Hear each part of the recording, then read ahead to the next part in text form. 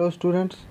Previous video में हम लोगों ने पढ़ा था India size and location part 1 और इस वीडियो में हम लोग पढ़ेंगे पार्ट 2। प्रीवियस वीडियो में हम लोगों ने पढ़ा था इंडिया के साइज, लोकेशन, इंडिया की बाउंड्रीज, इंडिया की लेंथ, विड्थ, इंडिया के 5 पॉइंट्स थे, northern most, eastern most, southern most. Southern most में भी लैंड पे और वाटर में 2 अलग अलग पॉइंट्स थे। तो इस सब के बारे में हम लोगों ने पढ़ा था। इंडिया अपनी बाउंड्रीज किन किन कंट्रीज़ के साथ शेयर करती है, बाउंड्री लाइंस के बारे में हम लोगों ने पढ़ा था, international date line, prime meridian, Indian standard of time IST, इन सारी चीज़ों के बारे में हम लोगों ने प्रीवियस वीडियो में पढ़ा था और इस वीडियो में हम आगे पढ़ेंगे। तो आइए इस चैप्टर को हम लोग शुरू करते हैं। इंडिया के 2 मेन आइलैंड ग्रुप्स हैं, एक है लक्षद्वीप आइलैंड ग्रुप्स और एक है Andaman and Nicobar island groups. Andaman and Nicobar island groups bay of Bengal में सिचुएटेड है, यानी इंडिया के साउथ ईस्ट वाले पार्ट में। ये इंडिया है, यहाँ पे दिया हुआ है। अगर यहाँ पर हम एक्सिस खींचे, ये ईस्ट वाला पार्ट, ये साउथ, और इस बीच में हम देख सकते हैं यहाँ पर Andaman and Nicobar island group हैं। Andaman and Nicobar island group में बहुत सारे आइलैंड हैं, 550 से भी ज़्यादा, 570-72 आइलैंड हैं लेकिन सभी पे लोग नहीं रहते हैं, केवल 37 ही इनहेबिटेड है, यानी जिस पे लोग रहते हैं। Andaman and Nicobar island groups में ऊपर में अंडमान ग्रुप्स हैं और नीचे में निकोबार आइलैंड ग्रुप्स हैं। तो अंडमान, यहाँ पे हम देख सकते हैं ये सारे अंडमान आइलैंड ग्रुप्स हैं और ये निकोबार आइलैंड ग्रुप्स हैं।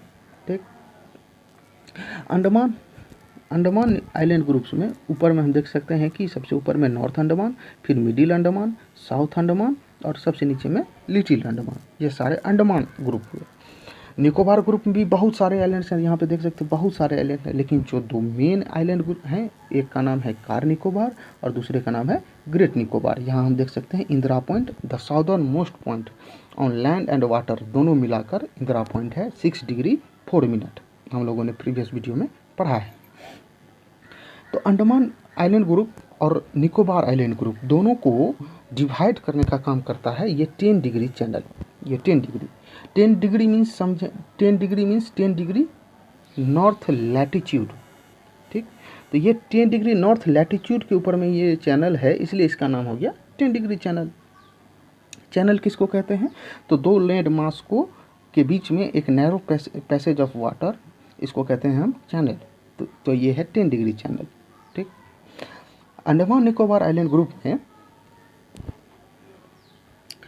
का जो कैपिटल है वो है पोर्ट ब्लेयर। यहाँ हम देख सकते हैं ये है पोर्ट ब्लेयर, और पोर्ट ब्लेयर कहाँ है? तो साउथ अंडमान में है। इंडिया के पास में 2 वोल्केनो आइलैंड है, एक का नाम है बैरन आइलैंड और एक का नाम है नारकोंदम आइलैंड। ठीक,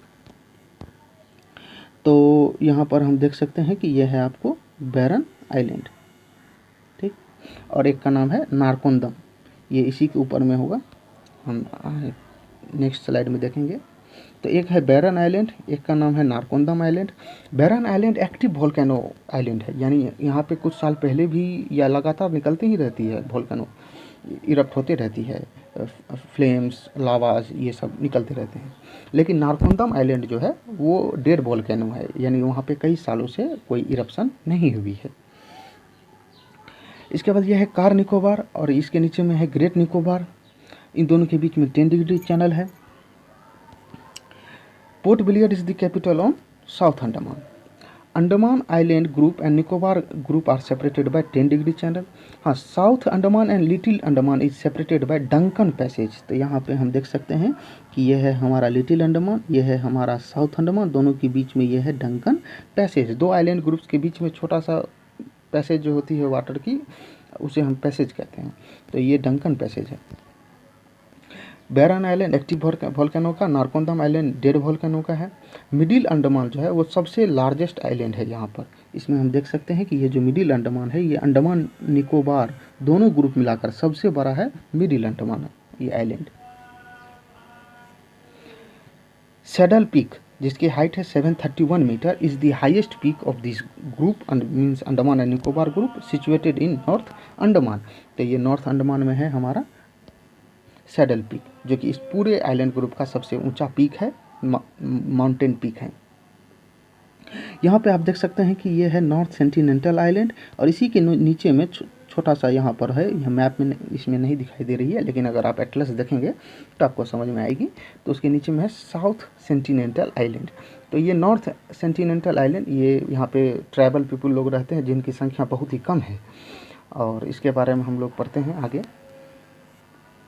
ये आप देख सकते हैं, ये है बैरन आइलैंड, एक्टिव वोल्केनो। ये है आपको नॉर्थ सेंटिनेंटल आइलैंड, ये ट्राइबल पीपल लोग हैं। तो ये बहुत ही खतरनाक लोग हैं ट्राइबल पीपल, ये मतलब पूरी दुनिया से कटे हुए हैं, इनको पता भी नहीं है कि ये भारत में रहते हैं कि कहाँ रहते हैं, नहीं रहते हैं, किसी लोगों से बाहरी दुनिया से ज़रा सा भी इनको कोई मतलब नहीं है, और बहुत ही एग्रेसिव हैं ये अपनी कम्युनिटी को लेकर। अगर आसपास भी कोई भटकता भी है, हेलीकॉप्टर से भी अगर कोई आसपास से गुजरती है तो ये उनके ऊपर में बोज एंड एरोज से हमला कर देते हैं, अटैक कर देते हैं। कुछ साल पहले ये क्रिश्चियनिटी का, ये अमेरिकन सिटीजन था, ये क्रिश्चियनिटी का प्रचार करने के लिए इस आइलैंड पे गया था। इस आइलैंड पे आम लोगों के लिए जाने की मनाही है, इंडियन नेवी जाने नहीं देती है, कोस्ट गार्ड जाने नहीं देती है, लेकिन ये छुप कर किसी तरह से वहाँ पर पहुँच गया था क्रिश्चियनिटी का प्रचार करने के लिए। जैसे ही पहुँचा सभी लोगों ने बोज एंड एरोज से हमला करके इसको मार दिया, और इसका बॉडी भी आज तक नहीं मिला है।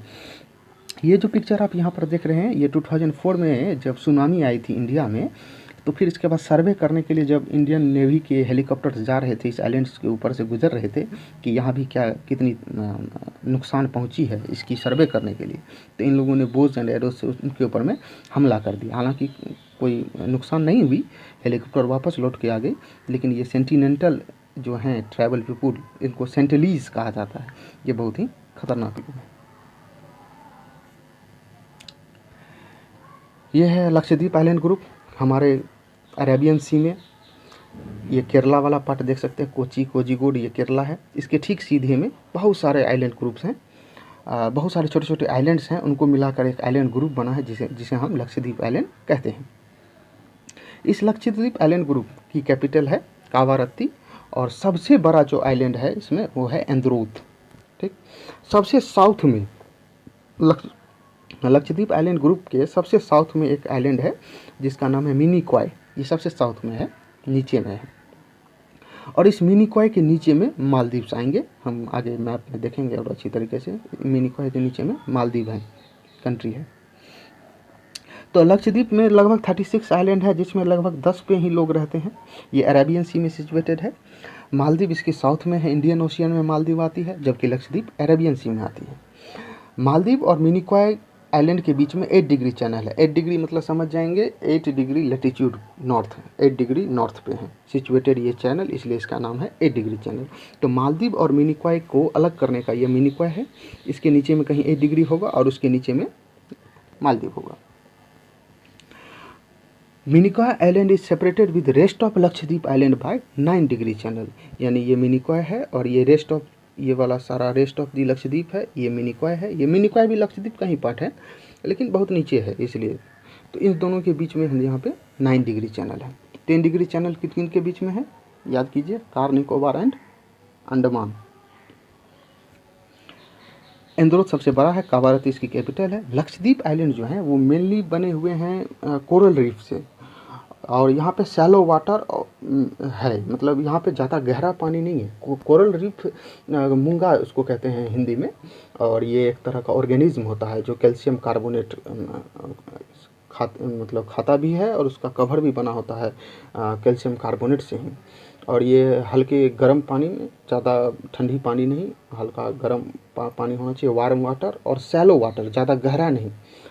तो वहाँ पर ये कोरल रीफ रहते हैं, और कई सालों तक ये मतलब कोरल रीफ मिलियंस बिलियंस की संख्या में होते हैं, और फिर ये धीरे धीरे मरते रहते हैं, फिर ऊपर आते रहते हैं पानी के सतह पे, सरफेस पे, फिर नीचे से कई सारे ऑर्गेनिज्म कोरल रीफ मर मर के फिर ऊपर आते रहते हैं, फिर जमा हो जाते हैं कई सालों में, थाउजेंड्स ऑफ ईयर्स में, मिलियंस ऑफ ईयर्स में, ये फिर जाकर सॉइल बन जाता है, मिट्टी बन जाता है। तो ये जो लक्षद्वीप आइलैंड ग्रुप्स हैं ये टोटली किससे बने हुए हैं, कोरल रीफ से बने हुए हैं। कोरल रीफ यहाँ देख सकते हैं, हम देखते हैं आगे स्लाइड में भी। ये है आपको कोरल रीफ, ये देखिए सारे कोरल रीफ हैं, दिखने में कैसे लग रहे हैं, लग रहा है कोई पेड़ है या पौधा है, प्लांट है, एक्वाटिक प्लांट है, लेकिन ये सारे ऑर्गेनिज्म हैं। और ये यही कोरल रीफ के कारण देखिए यहाँ पे बन चुका है, ऐसा लगता है कोई आइलैंड वगैरह है। तो ये कोरल रीफ से ही बन जाता है कई सालों में, लाखों सालों में। ये है आपको ग्रेट बैरियर रीफ, यहाँ पे आप देख सकते हैं ग्रेट बैरियर रीफ ऑस्ट्रेलिया के ईस्टर्न पार्ट में है। और ये भी पूरा एकदम दीवार की तरह, वॉल की तरह बन चुका है पूरे एकदम। ये जो आप देख रहे हैं ये ग्रेट बैरियर रीफ का ही है, ये ग्रेट बैरियर रीफ ही है, ठीक, कोरल रीफ से ही बना है। कोई भी जहाज़ इधर से नहीं आ सकती है, मुश्किल है। तो ये ऑस्ट्रेलिया के इधर पूरी तरीके से बना हुआ है great barrier reef, coral reef से ही बना हुआ है। मतलब कोरल रीफ कई सालों तक, है ना, मिलियंस ऑफ ईयर्स में डिकम्पोज होते हैं, फिर सॉइल फॉर्म हो जाती है। तो हमारा लक्षद्वीप आइलैंड ग्रुप भी इसी तरीके से बना है। इसके बाद हम लोग देखते हैं इंडिया और श्रीलंका के बीच में। यहाँ पर इंडिया और श्रीलंका के बीच में यहाँ पर है यहाँ पर आप देख सकते हैं कि ये है आपको रामेश्वरम, ठीक। यहाँ पे आप देख सकते हैं कि ये है रामेश्वरम, ठीक। और ये है हमारा श्रीलंका, रामेश्वरम और श्रीलंका। तो रामेश्वरम और श्रीलंका के बीच में यहाँ पे है एडम्स ब्रिज या राम सेतु जिसको कहते हैं। देखिए ये है राम सेतु, ठीक, या एडम्स ब्रिज भी इसको कहते हैं। तो रामेश्वरम से और थोड़ा आगे बढ़ेंगे तो कई सारे आइलैंड्स आपस में जुड़े हुए हैं, और जुड़कर आगे सबसे जो इंडिया के तरफ से जो सबसे साउदर्न मोस्ट आइलैंड है उसका नाम है आपको धनुषकोडी, और श्रीलंका की तरफ से जो है उसका नाम है थलाई मन्नार। तो धनुषकोडी इंडिया की तरफ, यहाँ कहीं होगा धनुषकोडी, ठीक, यहाँ पे होगा शायद कहीं धनुषकोडी, और इधर थलाई मन्नार, ठीक। और इन दोनों के बीच में क्या है, राम सेतु या एडम्स ब्रिज। इस राम सेतु ये पानी में, मतलब हम लोगों ने पढ़ा है स्टोरीज में, कहानियों में, कि पत्थर उसमें तैरते थे। हालांकि अब ये पत्थर तैरती नहीं है, रॉक तो अब पानी में डूब चुकी है। तो इसके कारण कई सारे जो जहाज़ हैं, वो बड़े बड़े जहाज़, शिप्स इधर से नहीं जा पाते हैं, उन्हें श्रीलंका के इधर से घूमकर जाना पड़ता है। तो आज से कुछ साल पहले भारत की एक सरकार ने फैसला लिया था कि सेतु को, इस ब्रिज को तोड़ दिया जाए ताकि आसानी से जा सके, लेकिन काफ़ी विरोध हुआ हमारे देश में। इसके कारण ये फैसला वापस ले लिया गया, क्योंकि ये लोगों की आस्था से जुड़ा हुआ था। तो खैर, यहाँ पर है आपको पाक स्ट्रीट, ये है आपको पाक स्ट्रीट, ऊपर में है पाक स्ट्रीट, यहाँ भी आप देख सकते हैं पाक स्ट्रीट। स्ट्रीट किसको कहते हैं, तो वही दो बड़े वाटर बॉडीज़ को मिलाने वाला पतला सा संकरा सा वाटर बॉडी का पार्ट को क्या कहते हैं, स्ट्रेट। इधर एक बड़ा सा वाटर बॉडीज है, इंडियन ओशियन है, इधर अरेबियन सी है, ऊपर में बे ऑफ बंगाल है।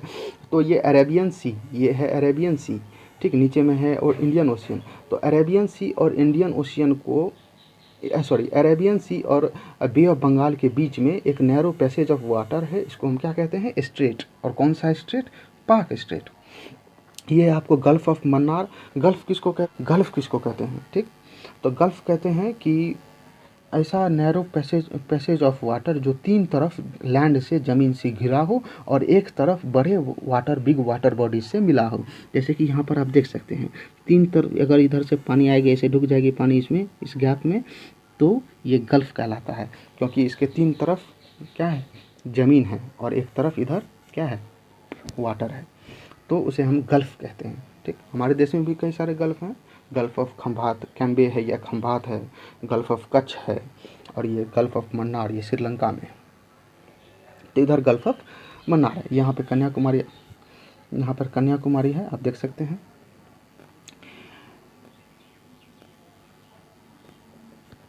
ये है आपको यहाँ पर है, ये है आपको राम सेतु या एडम्स ब्रिज, देख सकते हैं। इधर कहीं थलाई मन्नार होगा, और इधर धनुषकोडी, और दोनों के बीच में ये राम सेतु। ये है धनुषकोडी। इसके यहाँ से आपको वापस घूमकर वापस लौट जाना पड़ेगा, क्योंकि इसके आगे श्रीलंका है। और यहाँ से थलाई मन्नार, यानी धनुषकोडी से थलाई मन्नार, जो कि श्रीलंका में आता है। तो इस दोनों के बीच की दूरी बहुत ही कम है, लगभग 25-30 किलोमीटर के आसपास है। धनुषकोडी में आपको श्रीलंका का मोबाइल लोकेशन दिखाएगा, मोबाइल टावर दिखाएगा, शो करेगा। तो इस धनुषकोडी ये एकदम लास्ट पॉइंट है। इसके आगे राम सेतु, एडम्स ब्रिज यहाँ पे इधर शुरू हो जाती है। यह है रामेश्वरम का कॉरिडोर। रामेश्वरम में एक मंदिर भी है, बहुत ही फेमस टेम्पल है, और इसका कॉरिडोर तो Guinness book of world records में इसका नाम है, क्योंकि ये देखिए कितना बड़ा कॉरिडोर है, 10,000 के आसपास पिलर्स हैं, बहुत लंबा कॉरिडोर है। यह है आपको पंबन। पंबन ब्रिज है, बहुत ही फेमस ब्रिज है। अगर आप रामेश्वरम जाएंगे तो इस ब्रिज को आपको क्रॉस करना पड़ेगा। इस रेलवे ब्रिज के पैरेलल में ही रोड ब्रिज भी बना हुआ है। ये पिक्चर मुझे लग रहा है शायद रोड ब्रिज जो है उसी के ऊपर से खींचा गया हो। तो बहुत ही ब्यूटीफुल सीनरी है, आप देख सकते हैं।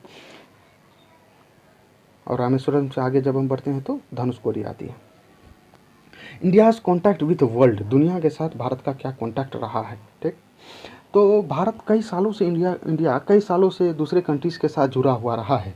एशिया के साथ, सेंट्रल एशिया के साथ, वेस्ट एशिया के साथ, यूरोप के साथ भी जुड़ा हुआ था, लेकिन वो वाटर वेज के थ्रू जुड़ा हुआ नहीं था, लैंड के थ्रू ही जुड़ा हुआ था, सिल्क रूट के थ्रू। तो इंडिया का बहुत ही इंपॉर्टेंट लोकेशन था इंडिया का सिल्क रूट में। सिल्क रूट चाइना से निकल कर मेडिटेरियन सी यानी जम्मू कश्मीर के ऊपर से होते हुए गुजरती थी, अफगानिस्तान के पास से होते हुए गुजरती थी बहुत सालों पहले। तो उस सिल्क रूट से इंडिया जुड़ा हुआ था। इंडिया अगर कोई बिजनेस करता था पूरे वर्ल्ड के साथ पहले, तो वो सिल्क रूट से ही ज़्यादातर बिजनेस हुआ करते थे। स्पाइसेस वगैरह या क्लोथ्स वगैरह, सिल्क के कपड़े इंडिया से भी वो सिल्क रूट के थ्रू यूरोप में जाते थे। तो इंडिया बहुत पहले से ही जुड़ा हुआ रहा है। इंडिया के नॉर्थ ईस्ट वाले पार्ट से, ये अगर हम मान लेते हैं ये है आपको ऊपर वाला नॉर्थ और ये है ईस्ट, तो इंडिया के इस वाले पार्ट से, पंजाब वाले पार्ट से, पाकिस्तान जिधर है आज है उस वाले पार्ट से, तो उधर से बहुत सारे माउंटेन पैसेजेस के थ्रू बहुत सारे ट्रेवलर्स, इन्वेडर्स हमारे कंट्री में आए। पहले जितने भी आक्रमण हुआ करते थे, अटैक हुआ करते थे, सारे उस नॉर्थ ईस्ट वाले पार्ट से ही हुआ करते थे। हमारे कंट्री में जितने भी ट्रैवलर्स हों, चाहे वो वेनसांग हो या फाहियान हो, इसके बाद अलेक्जेंडर है, मुगल्स आए हैं, तो ये सारे के सारे लोग उधर से ही आए हैं, नॉर्थ ईस्ट वाले ही पार्ट से आए हैं, क्योंकि पहले सी रूट उतना ज़्यादा एक्सप्लोर नहीं हुआ था। तो इन्हीं रूट्स के थ्रू इस ये जो रोड वाली रूट है, सड़क की रूट है, इसी के थ्रू भारत से बहुत सारे आइडियाज़ एक्सचेंज हुआ करते थे, गुड्स एक्सचेंज हुआ करते थे पूरे रेस्ट ऑफ दी वर्ल्ड। हमारे देश में जो उपनिषद है, रामायण है, पंचतंत्र है, महाभारत है, ये सारी स्टोरीज, ये सारे आइडियाज़ पूरे वर्ल्ड में गए तो किधर से गए? इसी माउंटेन पासेस के थ्रू या इस रूट्स के ही थ्रू गए।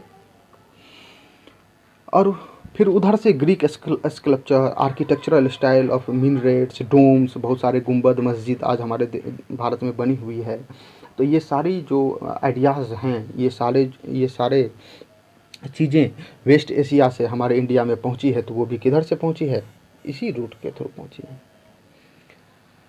बहुत बाद में जाकर लगभग 1498 में हमें पता है कि वास्को दी गामा, एक पुर्तगीज़ ट्रैवलर, वो सी रूट के थ्रू भारत आया था और उसने सी रूट एक्सप्लोर किया फ्रॉम यूरोप टू इंडिया। तो ऐसा नहीं है कि इंडिया उससे पहले यूरोप से नहीं जुड़ा हुआ था, लेकिन सी रूट के थ्रू नहीं, है ना, सिल्क रूट के थ्रू जाता था। After the opening of Suez canal in 1869 में स्वेज कैनाल बनी, 1859 में बनना शुरू हुआ, 10 साल लगा बनने में और 69 में बनकर कंप्लीट हुई। तो फिर यूरोप और इंडिया की जो बीच की डिस्टेंस है वो 7000 किलोमीटर क्या हो गई? कम हो गई।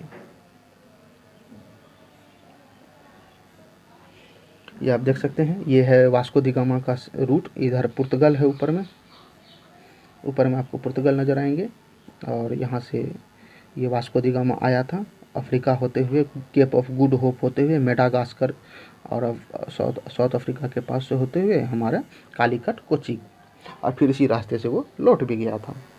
ये स्वेज कैनाल है। यहाँ से पहले जो लोग जाते थे यूरोप, तो इधर से घूमकर, या जैसे ये भी आया था, क्या कहते हैं, वास्को दी गामा, तो इसी रूट से आया था, तो ये यूरोप जाने का पहले का रास्ता था। लेकिन जब स्वेज कैनाल यहाँ पे ओपन हो गई, ये है स्वेज कैनाल, तो जब यहाँ पे स्वेज कैनाल ओपन हो गई तो अब इधर से ही ये है मेडिटेरियन सी, ये है रेड सी, ठीक। तो मेडिटेरियन सी, रेड सी के बीच में है स्वेज कैनाल, तो इससे अब स्वेज कैनाल, मेडिटेरियन सी होते हुए लोग चले जाते हैं, तो दूरी लगभग 7000 किलोमीटर घट गई। यहाँ से आप कैलकुलेशन नहीं करेंगे, क्योंकि एक्चुअली में ये जो सी रूट है ये यूरोप के लंदन गई है, लेकिन यूरोप केवल लंदन तो नहीं है, इटली है, यहाँ पे ये है इटली, ये भी तो यूरोप ही है ना। ये इधर है आपको स्पेन, है ना, ये भी तो यूरोप ही है। तो इसीलिए 7000 किलोमीटर आप मानकर चलेंगे कि डिस्टेंस कम हो गई स्वेज कैनाल के ओपन होने के कारण। और ये कौन सा सी है? मेडिटेरियन सी। यहाँ पे कौन सा सी है? मेडिटेरियन सी। ये कौन सा सी है? रेड सी। बीच में कौन सा कैनाल है? Suez canal. ये इजिप्ट के पास में है, ठीक। और ये है स्टेट ऑफ जिब्राल्टर, ठीक। और इस स्टेट ऑफ जिब्राल्टर से आप इधर अमेरिका चले जाएंगे नॉर्थ अटलांटिक सी होते हुए, ये है मेडिटेरियन सी। यहाँ पे आप देख सकते हैं सुएज कैनाल, कई सारे 4 लेक्स थे, इन 4 लेक्स को आपस में मिलाकर सुएज कैनाल बनाया गया। यहाँ पर आप देख सकते हैं ग्रेट बीटर लेक है ना, और भी बहुत सारे लेक हैं, तो टोटल 4 लेक हैं। ये है गल्फ ऑफ सुएज, इधर है रेड सी, और ये गल्फ ऑफ सुएज होते हुए इधर होते हुए ऊपर में मेडिटेरियन सी होते हुए जहाज या कोई भी शिप निकल जाती है। ये देख सकते हैं आप सुएज कैनाल का पिक्चर, ये है सुएज कैनाल।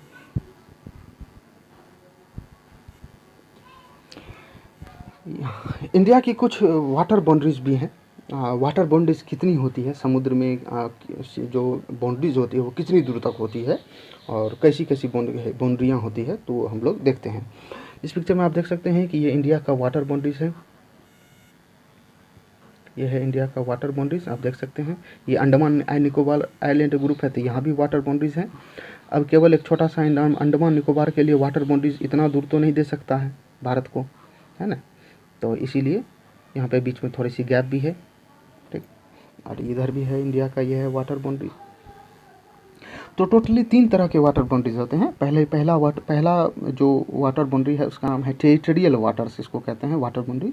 ये हमारे कोस्ट लाइन से, यानी ये अगर हमारा कोस्ट है तो इससे 12 नॉटिकल मील 12 नॉटिकल माइल ये है कहलाता है टेरिटोरियल वाटर्स।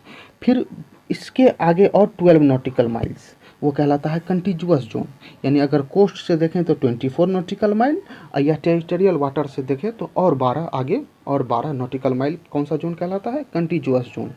और इस कंटिन्यूअस जोन से 200 नॉटिकल माइल और आगे कहलाता है एक्सक्लूसिव इकोनॉमिक जोन, EEZ। ये तीनों क्या होती है हम लोग इसको देखते हैं। ये ज़मीन है, ये हमारा लैंड हो गया, ये कोस्ट हो गया, ये कोस्ट है, इसके आगे 12 नॉटिकल माइल टेरिटोरियल वाटर्स या टेरिटोरियल बाउंड्री भी कहेंगे या टेरिटोरियल जोन भी कह सकते हैं। उसके आगे कंटिन्यूअस जोन, फिर 12 नॉटिकल माइल, और फिर वहाँ से आगे 200 nautical mile exclusive economic zone.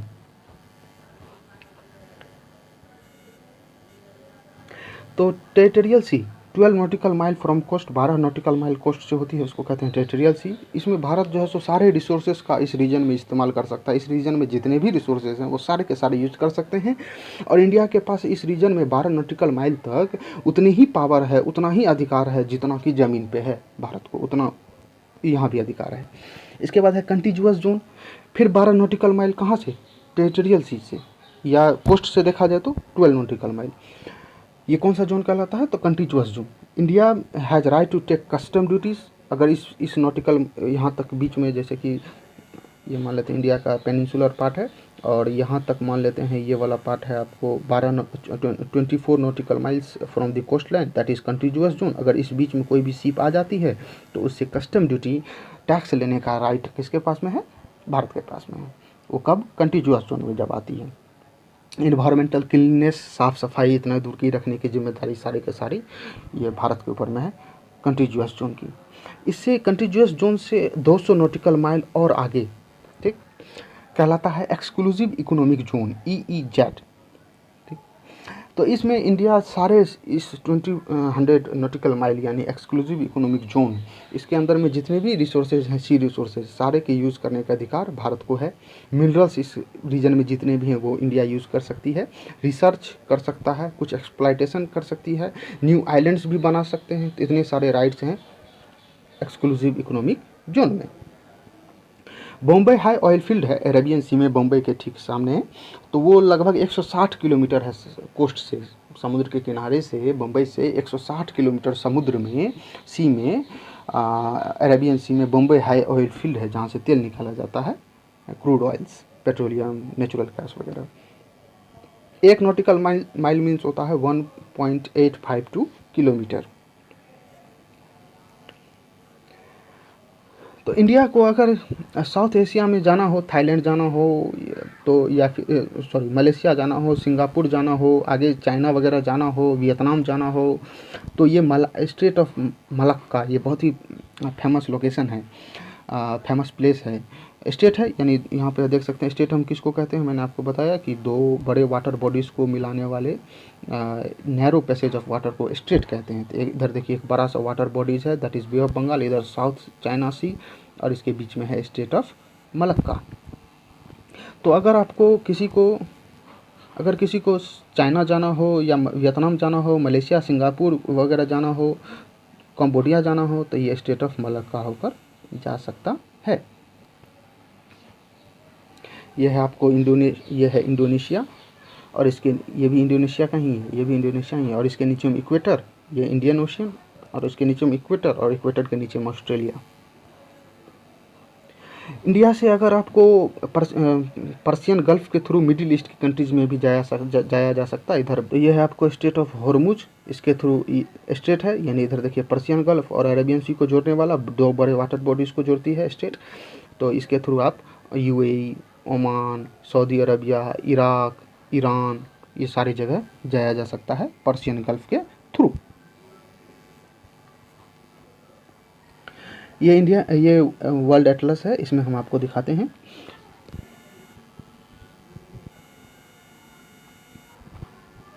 देखिए ये इंडिया से आप पर्सियन गल्फ होते हुए ईरान, इराक जा सकते हैं। यह है इंडिया में ये पर्सियन गल्फ होते हुए आप ईरान, इराक वगैरह जा सकते हैं। और फिर इधर रेड सी होते हुए आपको अरेबियन सी, फिर इधर रेड सी होते हुए गल्फ ऑफ सुएज होते हुए ये मेडिटेरियन सी है, मेडिटेरियन सी होते हुए ये स्टेट ऑफ जिब्राल्टर है। इस स्टेट ऑफ जिब्राल्टर के थ्रू नॉर्थ अटलांटिक ओशियन होते हुए आप यूएसए वगैरह, अमेरिका वगैरह जा सकते हैं। इसके बाद फिर इसी इंडिया के ईस्टर्न पार्ट से आप स्टेट ऑफ मलक्का होते हुए आप चाइना वगैरह जा सकते हैं, वियतनाम जा सकते हैं, सिंगापुर जा सकते हैं, मलेशिया जा सकते हैं।